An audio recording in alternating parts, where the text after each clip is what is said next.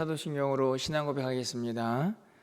전능하사 천지를 만드신 하나님 아버지를 내가 믿사오며 그 외아들 우리 주 예수 그리스도를 믿사오니 이는 성령으로 잉태하사 동정녀 마리아에게 나시고 본디오 빌라도에게 고난을 받으사 십자가에 못 박혀 죽으시고 장사한 지 사흘 만에 죽은 자 가운데에서 다시 살아나시며 하늘에 오르사 전능하신 하나님 우편에 앉아 계시다가 저리로서 산자와 죽은 자를 심판하러 오시리라. 성령을 믿사오며 거룩한 공회와 성도가 서로 교통하는 것과 죄를 사하여 주시는 것과 몸이 다시 사는 것과 영원히 사는 것을 믿사옵나이다. 아멘. 우리 찬송가 196장입니다. 성령의 은사를 찬양드립니다. 196장입니다.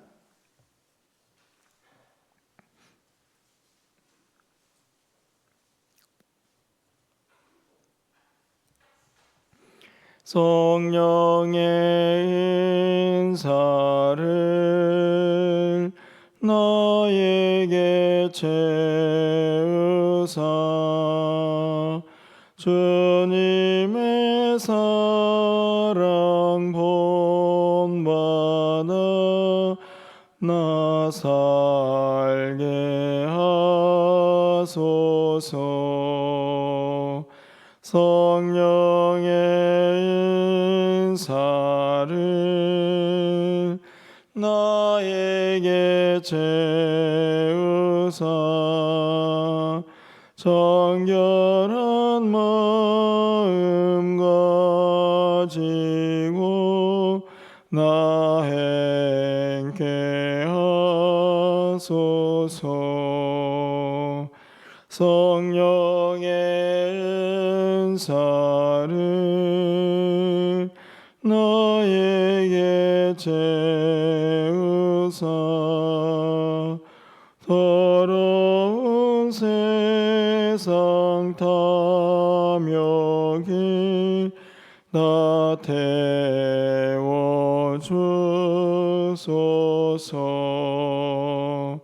성령의 인사를 나에게 채우사 영원한 주님 나라에 나 살게 하소서.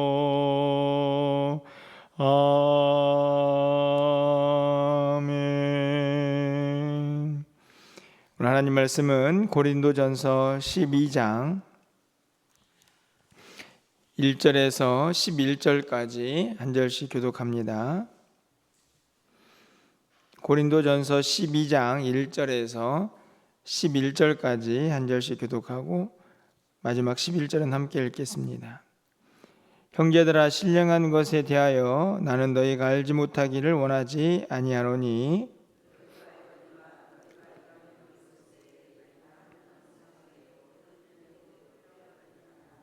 그러므로 내가 너희에게 알리노니 하나님의 영으로 말하는 자는 누구든지 예수를 저주할 자라 하지 아니하고 또 성령으로 아니하고는 누구든지 예수를 주시라 할 수 없느니라.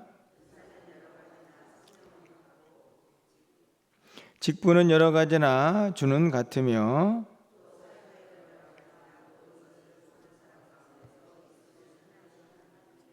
각 사람에게 성령을 나타내심은 유익하게 하려 하심이라.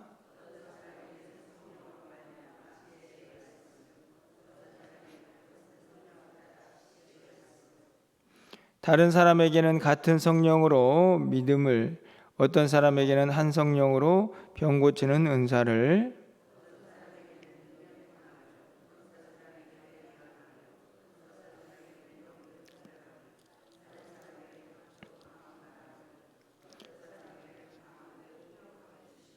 11절입니다. 이 모든 일은 같은 한 성령이 행하사 그의 뜻대로 각 사람에게 나누어 주시는 것이니라. 아멘. 오늘 본문은 교회가 어떻게 세워지고 또 어떻게 이루어져 가는가 하는 것을 너무나 잘 보여주고 있는 그런 구절이 아닌가 생각이 듭니다. 1절 말씀을 보면 형제들아 신령한 것에 대하여 너희가 알지 못하기를 원하지 아니한다 이렇게 되어 있는데, 쉽게 말하면 신령한 것을, 영적인 것을 좀 깨달아야 한다 하는 생각을 이제 바울 사도가 1절에서 표현을 하고 있습니다. 어떻게 보면은 오늘 본문에서 밑에 있는 말씀들이 더 중요해 보이기도 하지만 저는 1절이 참 중요하다 하는 생각이 좀 듭니다. 왜냐하면 우리가 신앙생활을 하면서도 당장 눈에 보이는 현실, 또 눈에 보이는 여러 가지 상황들, 그 안에서 육체를 입고 있는 이제 나의 연약한 모습들, 이런 것들이 먼저 눈에 들어오지, 영적으로 보이지 않는 하나님, 이런 좀 여기 말하고 있는 건 신령한 이런 세상, 그런 세계에 대한 어떤 갈급, 갈망, 어떤 깨달음, 이런 것들이 그렇게 신앙생활에서 좀 민감하지 못할 때가 참 많이 있기 때문입니다. 여러분은 어떠십니까? 어제 하루를 좀 돌아보시면 내가 성령의 사람으로 하나님의 영이 여전히 나와 함께 하시고 또 나를 이끌어가고 계시는구나, 어떤 이런 생각들을 하루 동안 얼마나 하시면서 살아가십니까?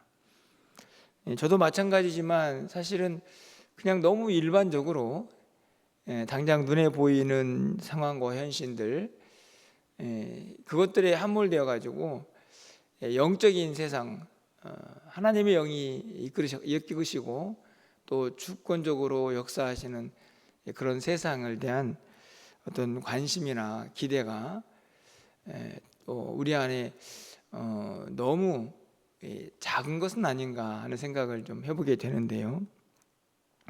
어떻든지 간에 바울 사도는 1절에서 너희가 좀 영적인 것을 깨닫고 살아가야 한다 하는 것을 말씀을 하면서 오늘 본문은 크게 두 가지로 구분이 됩니다. 1절부터 3절까지는 성령님이 무슨 일을 하시는가에 첫 번째 중심, 초점이 되어 있고, 4절부터 11절까지는 그 성령님께서 각 사람에게 어떤 선물을 주시고 계시는가, 은사에 대한 이야기가 기록이 됩니다. 2절부터 3절 말씀을 보면 결국은 교회 안에 있는 성도들은 어떤 사람들인가를 알게 되는데, 그들은 단순히 내 의지를 가지고 저는 예수 믿는 사람입니다, 저는 오늘부터 성도가 되었습니다, 이렇게 말하는 사람들이 아니라 결국은 모든 성도들은 누구로 인해서 교회를 다니게 되고 예수님이 나의 구주십니다 라고 말하는 사람이 되는가 생각해 보면 결국은 성령님이다, 이렇게 결론을 내리고 있다 하는 것이죠. 이 사실이 너무나 중요한 이유는 사실은 내가 참 그래서 나는 하나님의 은혜를 입었구나 이렇게 고백을 할 수도 있지만, 또 한편으로 생각해 보면 옆에 있는 많은 다른 사람들도 똑같이 어떤 존재냐 생각해 보면 그들 또한 성령의 인도함을 받고 그들도 예수님을 나의 구주로 고백하는 것이 그냥 단순히 한 개인의 그냥 어떤 의지가 아니고 하나님의 영의 도우심이고 인도하심이다 하는 것을 우리가 함께 생각해 보아야 한다 하는 것입니다. 이런 마음이 어떤 은혜를 줄까요?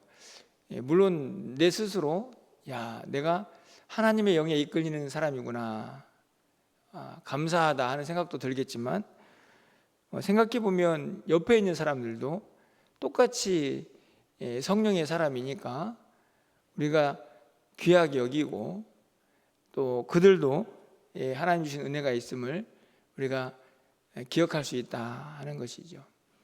그런 측면에서 본다면 1절부터 3절까지 있는 말씀을 통해서도 우리가 왜 교회 안에서 온 성도들이 하나가 되어야 하는가 하는 것을 또 다시 한번 생각해 보게 됩니다.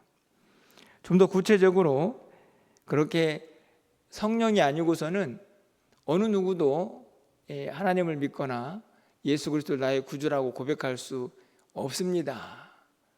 그 신령한 일들을 여러분은 아십니까? 이렇게 묻고 있다면 좀 더 4절부터는 구체적으로 그 성령님이 예수만 믿게 하는 것이 아니고 각 사람에게 어떤 은사를 주고 계시는가 하는 것도 기록이 되어 있습니다. 이 구절을 보시면 7절부터 8절까지 또 9절 10절 말씀을 보면 굉장히 다양한 은사들이 기록이 되어 있죠. 8절 말씀을 보면 어떤 사람에게는 성령으로 말미암아 지혜의 말씀을, 어떤 사람에게는 성령을 따라 지식의 말씀을, 9절에는 다른 사람에게는 믿음을, 어떤 사람에게는 병 고치는 은사를, 10절에는 뭐 능력, 예언 이렇게 쭉 나와 있는데 이 구절을 잘 보시면 이 8절과 9절에 그렇게 은사만 나와 있는 게 아니고 그 은사가 어떻게 주어지고 있는가를 아주 분명히 설명하고 있다 하는 것을 우리가 알 수 있습니다. 보시면 어떤 사람에게는 성령으로 말미암아, 그리고 어떤 사람에게는 같은 성령을 따라 이렇게 되어 있죠.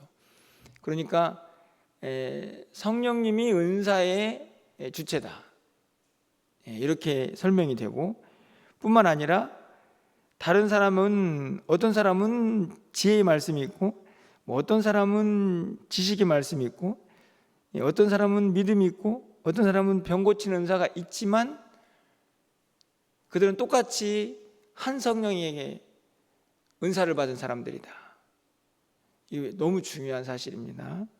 9절도 마찬가지인데 다른 사람에게는 같은 성령으로 이렇게 되어 있죠. 위에서는 같은 성령, 성령으로 말미암아 이렇게 되어 있고 9절 밑으로 가보면 어떤 사람에게는 한 성령으로 이렇게 되어 있습니다. 다 똑같은 말이죠. 결국은 어떤 의미를 가지고 있습니까? 교회 안에는 다양한 은사를 가지고 있는 사람들이 있지만 그들은 다 모두가 한 성령이 주신 은사들이다. 이게 왜 중요할까요? 결국은 이것이 중요한 이유는 다른 데 있지 않습니다. 결국은 한 성령이 주셨기 때문에 그 성령님이 기대하는 것도 똑같다는 것입니다. 11절 말씀을 좀 잘 보시면 이 모든 일은 같은 한 성령이 행하사 그의 뜻대로 각 사람에게 나누어 주시는 것이니라.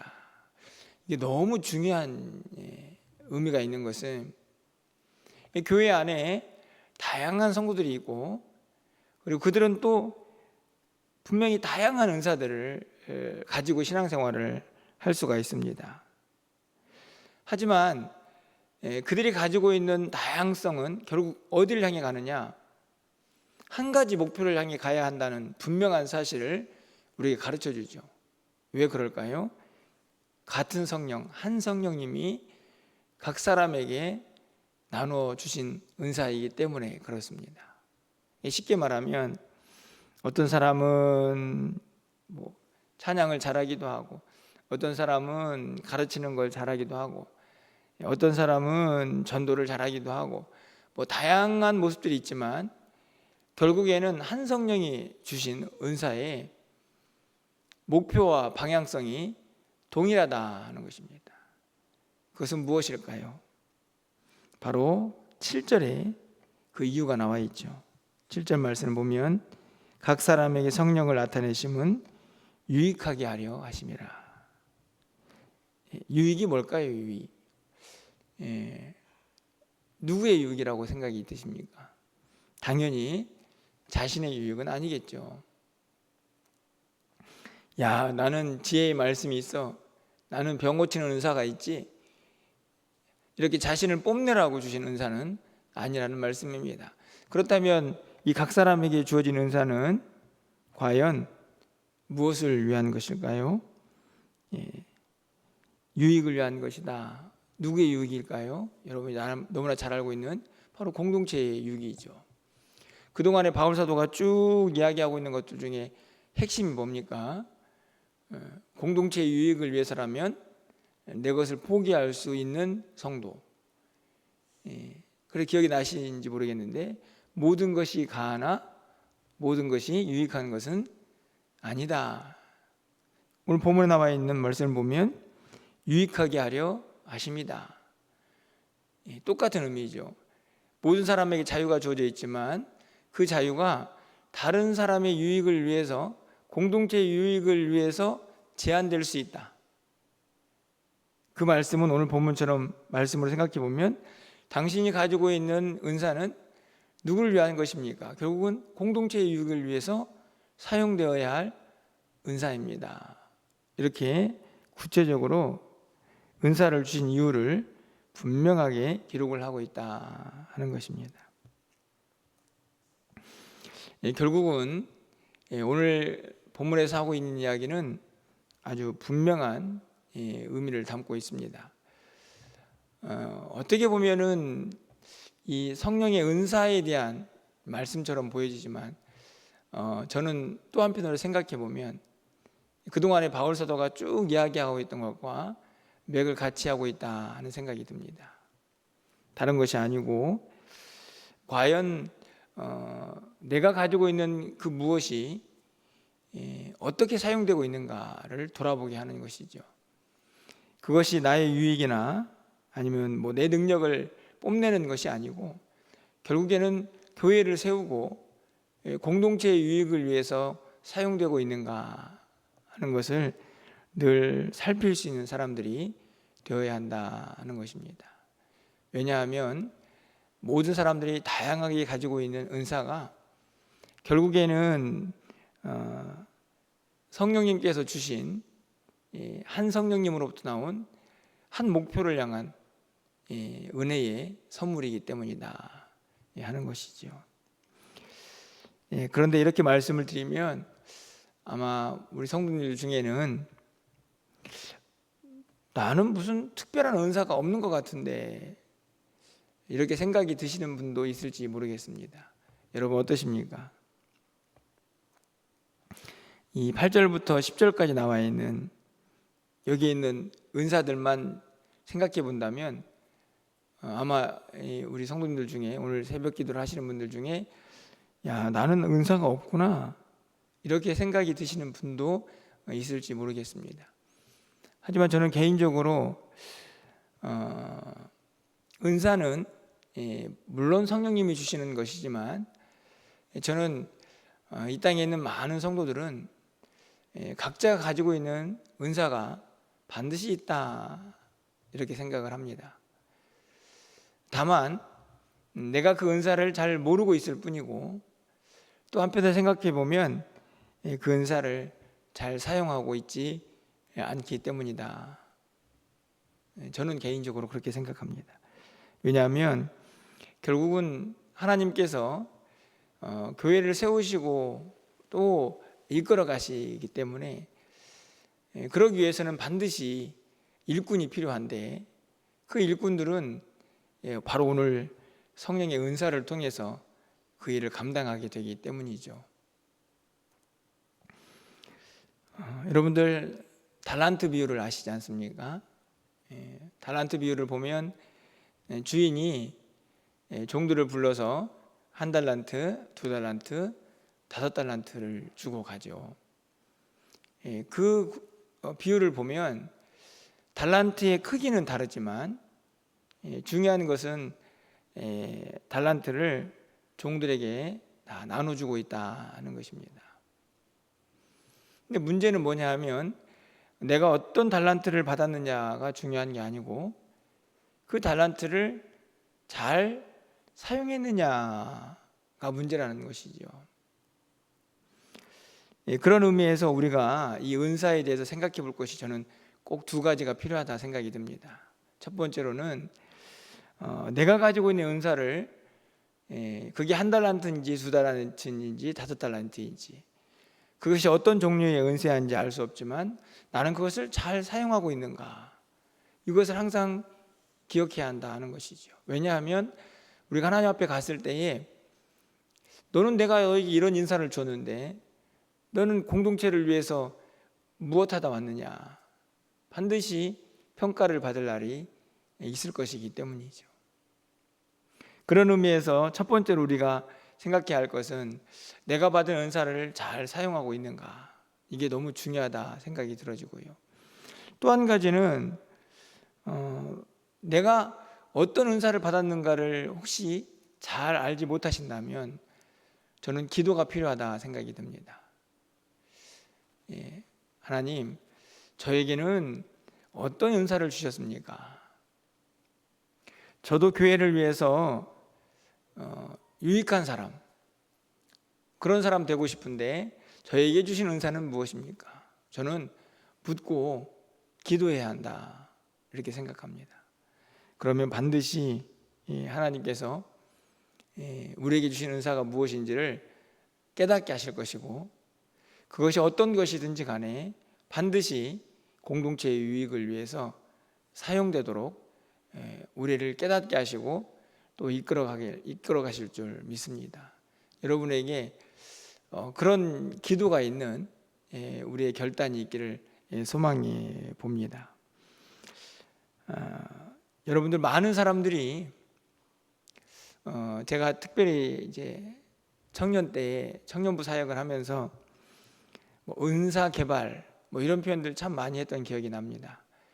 어떻게 해서든지 자기가 받은 은사가 뭔가를 깨닫게 하고 또 그 은사들을 잘 사용하게 하려고 하는 그런 노력들이 젊었을 때 참 많이 있었다는 생각이 드는데요.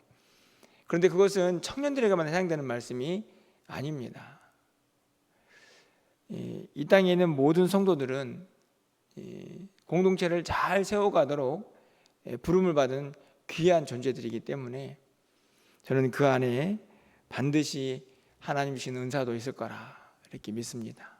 여러분들 잘 기도하시고 또 잘 개발하시고 잘 깨달으셔서 여러분이 하나님부터 받은 은사들을 하나님의 교회를 위해서 잘 사용하고, 그리고 주님 앞에 섰을 때에 우리 모두가 칭찬받는 하나님의 사람들 될 수 있기를 주님의 이름으로 간절히 축원을 드립니다. 그렇게 꼭 일하실 때 한 가지 반드시 기억해야 할 것은 한 성령으로부터 받은 것이니까 나와 좀 다른 은사를 가지고 있는 사람일지라도 함께 아름답게 조화를 이루어서 공동체 유익을 위해 함께 주님의 몸된 교회를 세워가야 한다는 사실을 기억하시고 아름다운 조화 속에서 그렇게 주신 은사를 잘 사용해가는 우리 모두가 될 수 있기를 주님의 이름으로 간절히 축원을 드립니다. 기도하겠습니다. 사랑의 하나님, 오늘 바울 사도는 성도들에게 영적인 것, 신령한 것, 그것을 항상 깨달으며 살아가도록 권면하고 있습니다. 우리가 육체를 입고 있어서 이 땅을 살아갈 때에 얼마나 많은 우리의 시간들이 영적인 것을 붙들고 그것을 생각하며 살기보다 이 육적인 것과 이 현실적인 문제 앞에서 얼마나 많은 시간 우리가 무너져 있는지 다시 한번 돌아보게 됩니다. 오늘 이 새벽에 기도하는 우리 모든 성도들에게 먼저 이 영적인 것을 붙잡을 수 있는, 이 신령한 것을 사모할 수 있는 우리 모두가 되게 하여 주시옵소서. 오늘 우리가 이 자리에 와 있는 것도 성령님의 은혜이고, 우리가 교회를 세우고 함께 일할 수 있는 그 모든 시간들도 하나님이 주신 은혜인 것을 기억하는 이 아침이 되게 하여 주시옵소서. 우리에게 주어지는 은사 분명히 있을 텐데 아직 그것을 깨닫지 못하는 성도님이 있다면 기도하면서 그 은사를 깨닫고 또 발견할 수 있는 은혜가 있게 하여 주시고, 이미 받은 은사가 있다면 겸손하게 그 은사를 공동체 유익을 위해서 잘 사용하는 착하고 충성된 종들이 되게 하여 주시옵소서. 그렇게 각자 가지고 있는 성령님의 은사를 통해서 주님의 몸된 교회가 더 든든히 세워져가는 은혜가 우리 모두에게 있게 하여 주시옵소서. 그렇게 우리 멸관교회가 하나님이 기뻐하시는 교회로 온 성도들이 아름다운 조화와 또 협력을 통해서 더 든든히 세워져가는 은혜가 있게 하여 주시옵소서. 오늘 한 날 우리의 모든 삶을 주관하여 주시고 저녁에 있을 금요 기도회 가운데에도 하나님의 은혜가 충만하게 하여 주시옵소서. 계속되고 있는 우리 동행 전도 가운데도 함께 하셔서 귀한 은혜가 차고 넘치게 하시고 열매가 있게 하여 주시옵소서. 예수 그리스도의 이름으로 기도합나이다. 아멘.